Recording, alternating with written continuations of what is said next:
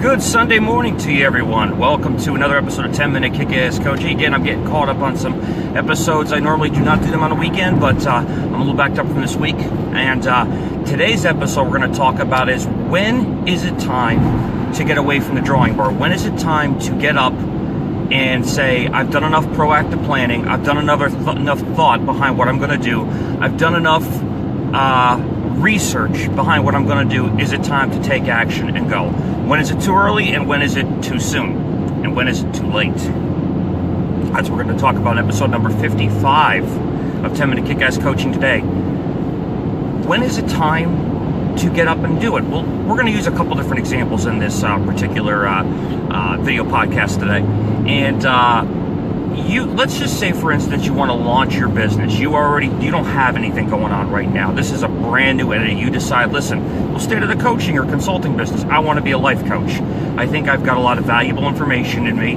I feel that I have the ability to help other people transform, get through things, get past things based on either my personal experience or based on my working knowledge of how to be successful in something, or whatever that happens to be, no matter what your specialty is within the life coach realm. There's several. When do you decide you want to get off the drawing board and do it? Well, there's nothing like jumping off the diving board into the deep end. So, that being said, from a dramatic standpoint, from a investor standpoint, from a entrepreneur successful mindset, you jump right in and off the diving board and you get going. But that is not for everybody, and that is not always the right decision. So I say, if you're a person that is concerned with testing it, getting it out, getting it working it from the get-go, part-time might be for you. If you're going to do it part-time, make sure you plan out your plan of action. I didn't say a business plan, because I'm not always a big believer in a business plan, although they are important. It's not always needed. Get your plan of action and a timeline together on when you will accomplish things. For example, I know I have to do 5 video podcasts a week for 5 different episodes of 10-Minute Kick-Ass Coaching. If I don't do it, I'm behind the curve and I'm not meeting my goals. I'm not meeting the requirements I put upon myself in order to get it done.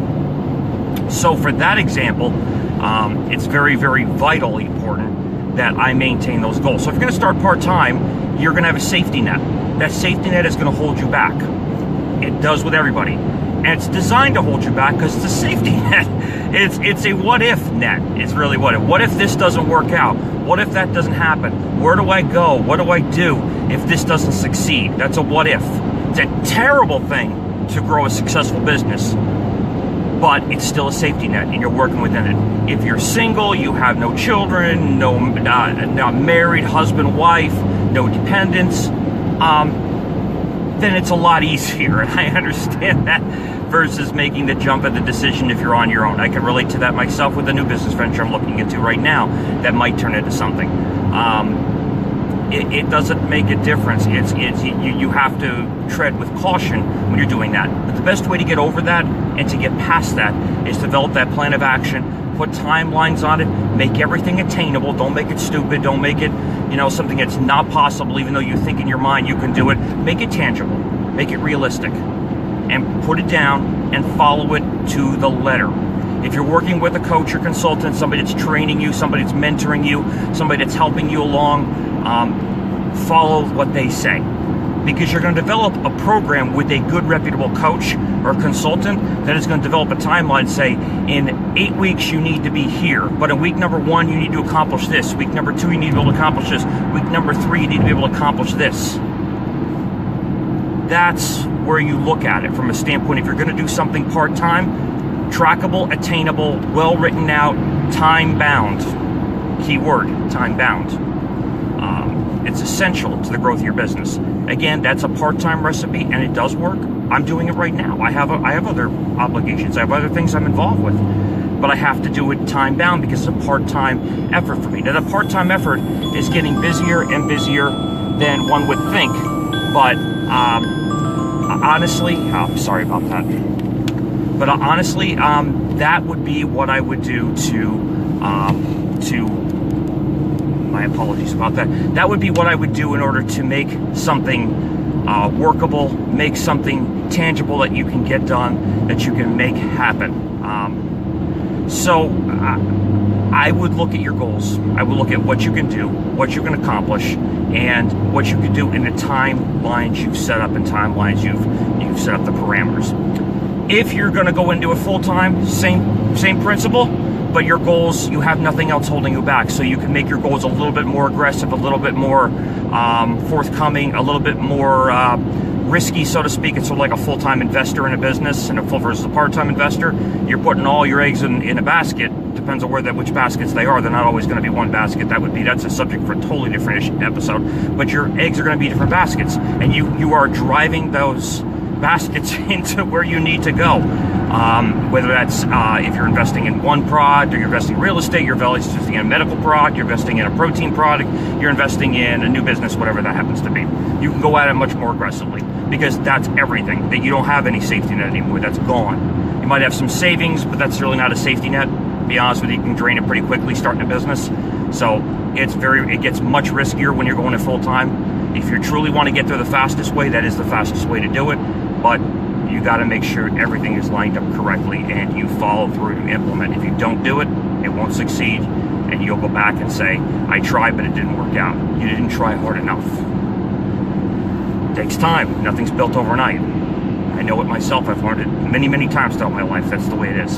So let's get on a little bit of a different subject here. Let's go into the fact that you are looking to add an additional level onto your business, and it's another platform, it's another level, it's another arm, it's another extension of your business.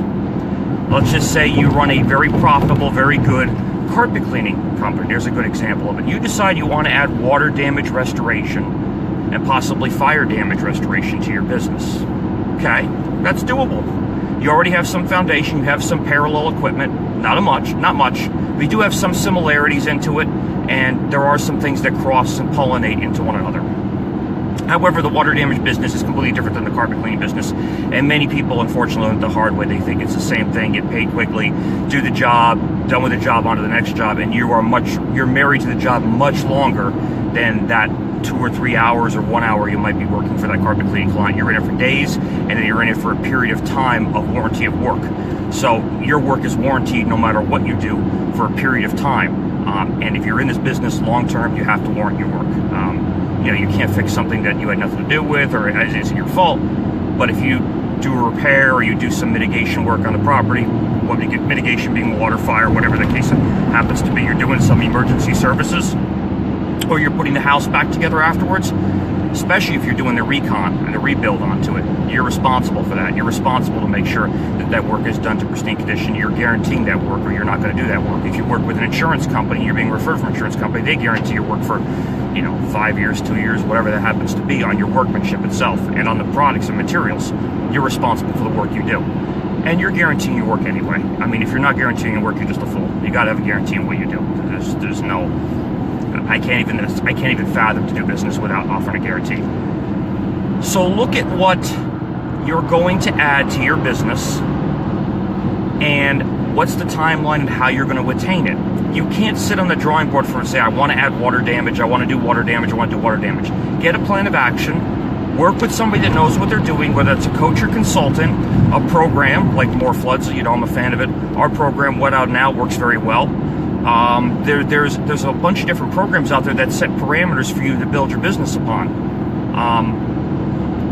Look at those different programs out there, or those coaches and consultants that can help get you where you need to be. If your business is smaller, your startup restoration business, there are a lot of options out there. There are a lot of great websites. You could see linked to our page here. There is, I can think of NORP, Restoration Rebel, Disaster Restoration Live, Disaster Live, whatever that case. Those are 3 very valuable groups. Talk Floods, associated with Truck Mount Forums. Mikey's board, a lot of different forums. You can go out there and get real life information from entrepreneurs that have actually physically done it. That's really key. You'll get that information to get yourself springboarded. Really, once you attain a certain level, that's when you get somebody else involved to help you get up here. But you got to start somewhere, and there's a ton of great information on these sites. Great information from very, very brilliant, hardworking, driven, and experienced keyword people. Experience is the key word. Do not go off somebody that has no experience giving you advice. Unless they just dumb luck and they got it from somebody that really knew what they were doing, it's going to be bad advice, unfortunately. It might be well intended, but it's not going to be great advice to build your business. Go with people that have actually done it, physically done it, started from nothing and built something, or taken something that was already there and built it to this. Those are people that actually know what they're doing. So when getting advice, get it from a real world entrepreneur, a real world person that's done and is possibly still doing what they're talking about to this day as much as humanly possible. They're still very engaged. So guys, long story short, when do you get off the drawing board? When do you take that sense of action? When do you take that sense of, I need to get out there and put everything to the wall and make it happen? You have to decide that for yourself. We talked about many different reasons for why, when, and how you should do something, and what your motivator is to do it. You have to decide it. But plan it, plan your strategy, and perform your tactics. Once your strategy has been done, it's there and your diligence has been done, then you, at that point in time, need to implement what you've worked hard to build. All right, guys, thanks so much for joining me on a Sunday for an episode of 10-Minute Kick-Ass Coaching. My apologies, my phone was a little bit busy there. I have a potential coaching client I'm going to be talking to here in a little bit. I think he tried to call me a little bit early, so I appreciate your time today. Thanks so much, and we will talk to you soon. Have an awesome day. Bye.